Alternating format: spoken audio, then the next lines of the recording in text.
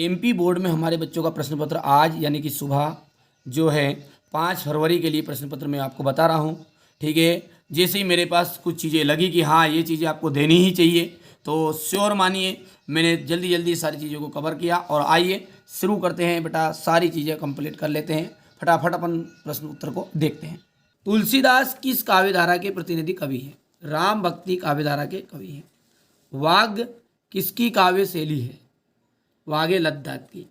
दोहा छंद में कितनी मात्राएं होती है? दोहा में होती 24 मात्राएं, 13 और 11 के, ठीक है, क्रम से।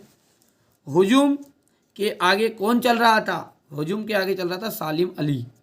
मुकी खाने का अर्थ क्या है? हारना है। परदादी ने चोर को सही रास्ते पर कैसे लाई? परदादी सहजता से बात करके। बच्चे काम पर जाते हैं, ठीक है भैया।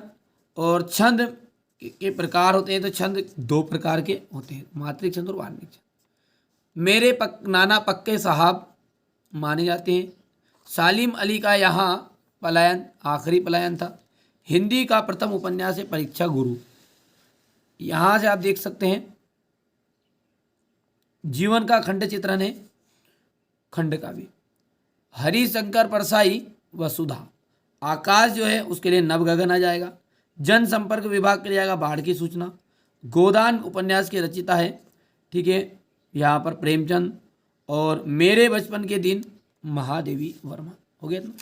आगे बढ़ते हैं, सत्य असत्य को समझते हैं। जयशंकर प्रसाद छायावाद के प्रमुख कवि है। बिल्कुल सत्य बात है।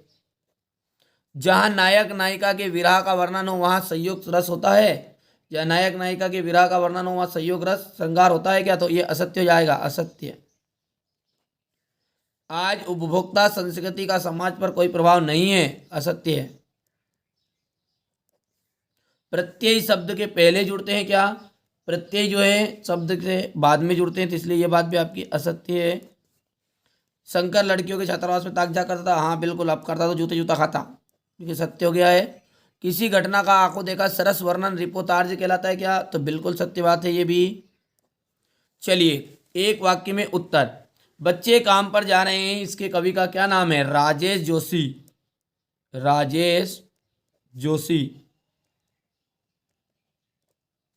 दोहा छंद में कितनी मात्राएं होती है? दोहा छंद में होती है, ठीक है, 24 मात्राएं।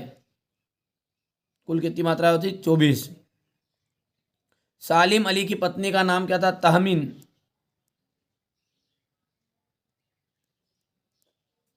रचना के आधार पर ध्यान देना, यह प्रश्न आ रहा है। रचना के आधार पर 3 और अर्थ के आधार पर कोई पूछ ले अर्थ के आधार पे, तो अर्थ के आधार पे 8। रीढ़ की हड्डी एकांकी किस समस्या पर है? विवाह की समस्या पर। कहानी में कितने तत्व माने जाते हैं? कहानी में है 6 तत्व माने जाते हैं। कितने तत्व? 6 तत्व। देखिए छायावादी काव्य की कोई 2 विशेषताएं बताइए। ठीक है भैया, तो कोई दिक्कत नहीं है, लीजिए सॉल्यूशन के साथ ही चलते हैं बढ़िया से। छायावाद के कोई 2 विशेषता बतानी है, तो ये छायावाद की विशेषता होगी बेटा। 2 बताना है, 4 बता दी, जो लगे अच्छी कर लो। 2 करने हैं बस। इसी के अथवा वाला प्रश्न है आपका। देखो प्रगतिवाद के कवि की एक रचना, ठीक है। चलिए, कबीर ने सच्चे प्रेमी की क्या कसौटी बताई है? तो कबीर ने सच्चे प्रेमी की क्या कसौटी बताई है? तो यहाँ पर देखो हो गया। कवि का वज्र के वन बाग तालाब निहारने के पीछे क्या कारण है? तो ये हो गया आपका। बढ़िया से कंप्लीट कर। यहाँ पर देखिए आपका अगला है, बादलों के आने पर प्रकृति के जिन गतिशील क्रियाओं को कवि ने चित्रित किया है उन्हें लिखिए। तो ये हो जाएगा आपका यहाँ पर, सॉरी ऊपर वाला नहीं पढ़ा है मैंने, शासन को तम के प्रभाव, ये हो गया इतना ऊपर वाला। और इसके नीचे वाला क्वेश्चन ये रहा, हो गया है। अगला देखिए क्वेश्चन नंबर 9, बच्चों के काम पर जाना धरती के लिए एक बड़े हादसे के समान क्यों है? ये हो गया आपका क्वेश्चन नंबर 9। बढ़िया से लो स्क्रीनशॉट ले लिया। इसी के अथवा में है, मान सरोवर से कबीर का क्या आशय है? मान सरोवर से, तो ये रहा आपके मान सरोवर से कबीर का क्या आशय है। हो गया भैया। अगला है आपका, देखते जावट है ना, कोई दिक्कत नहीं है, ज़्यादा समय नहीं इसलिए मैं थोड़ा डिटेल नहीं पढ़ा रहा हूँ। प्रबंध काव्य की परिभाषा के भेद सहित लिखिए। भयानक रस की परिभाषा को एक उदाहरण सहित बताना है। तो ये आपका प्रबंध काव्य की परिभाषा और उसके भेद। भयानक रस की परिभाषा हो गया। चलिए अगला देखते हैं। उत्प्रेक्षा अलंकार की परिभाषा उदाहरण सहित बतानी है।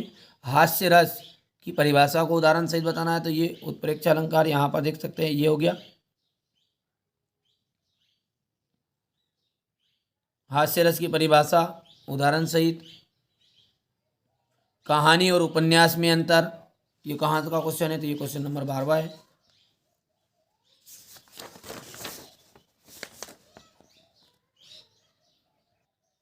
चलिए तो यहाँ पर देख सकते हैं क्वेश्चन नंबर 12 को, ये आपके सामने है। कहानी और उपन्यास में अंतर हो गया। इसी के अथवा वाला है, देखिए बेटा, निबंध के लिखते हुए। चलिए यहाँ तक 13वां तक बता देता हूँ। श्यामाचरण दुबे की भाषा शैली की विशेषताएं बतानी है। हरिशंकर परसाई की रचना बतानी है। तो यहाँ पर देखिए पहला तो हो गया कहानी और उपन्यास में अंतर, फटाफट स्क्रीनशॉट मारो।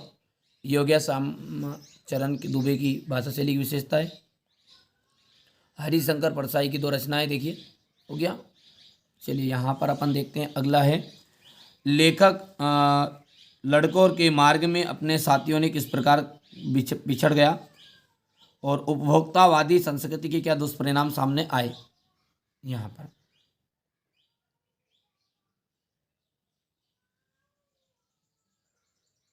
पर देख सकते हो गया। अब क्वेश्चन नंबर 15 है आपका, लेखिका ने अपनी माँ के व्यक्तित्व को किन किन विशेषताओं का उल्लेख कीजिए। कांजी हौज में कैद पशुओं की हाजिरी क्यों ली जाती होगी।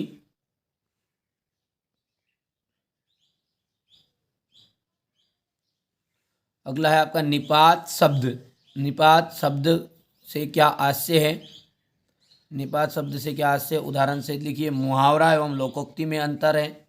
ठीक है, निपात शब्द हो गया। तो ये निपात शब्द आप बताइए। यहाँ पर देखिए बेटा, निपात शब्द ये हो गया। निपात शब्द हो गया। ये मुहावरा और लोकोक्ति में अंतर आपका। लेखिका मृदुला गर्ग की नानी की आज़ादी के आंदोलन में किस प्रकार भागीदारी रही।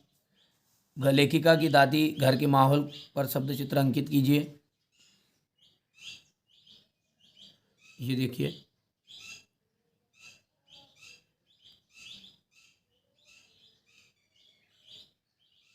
हो गया। अब देखिए, मानुष हो तो वही रस खानी, बसो ब्रज गोकुल गाँव के ग्वारन, जो पशु हो तो कहाँ बस मेरो, चरो नित नंद की धेनु मझारन, फाहन हो तो कही गिरी खोजिया। ठीक है बेटा, इस तरह से काव्यांश से संदर्भ प्रसंग व्याख्या बतानी है आपको इसकी। तो ये मानुष वाला देख सकते हैं यहाँ पर,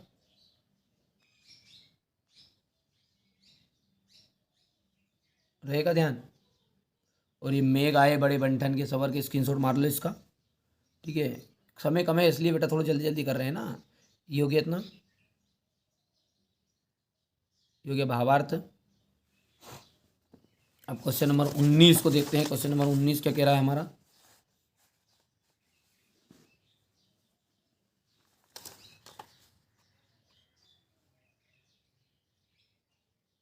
ये रहा आपके सामने क्वेश्चन नंबर 19।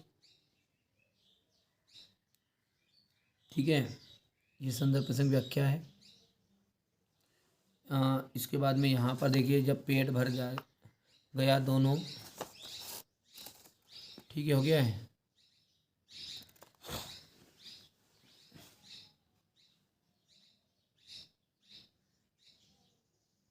व्याख्या। ठीक है, क्वेश्चन नंबर 20 देख लीजिए। ये स्वच्छ भारत पर आपको अभियान पर आपको अनुच्छेद लिखना है। ठीक है, इसके बाद में आपको देख लीजिएगा, यहाँ पर संदर्भ प्रसंग व्याख्या है, मतलब उचित गद्यांश का शीर्षक बताना है। देख लिया, स्क्रीनशॉट ले लिया भैया। ये यहाँ पर देखिए, ले लो स्क्रीनशॉट।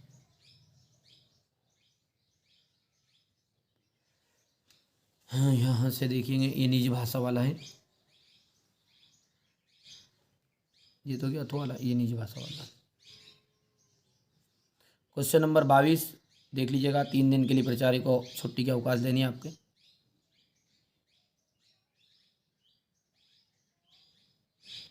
और विवाह में जन्मदिन में सम्मिलित होने के लिए अपने मित्र को पत्र लिखना है। ओके बेटा। और जीवन में खेलों का महत्व जरूर करके जाइएगा, ऐसे में कोई दिक्कत नहीं है।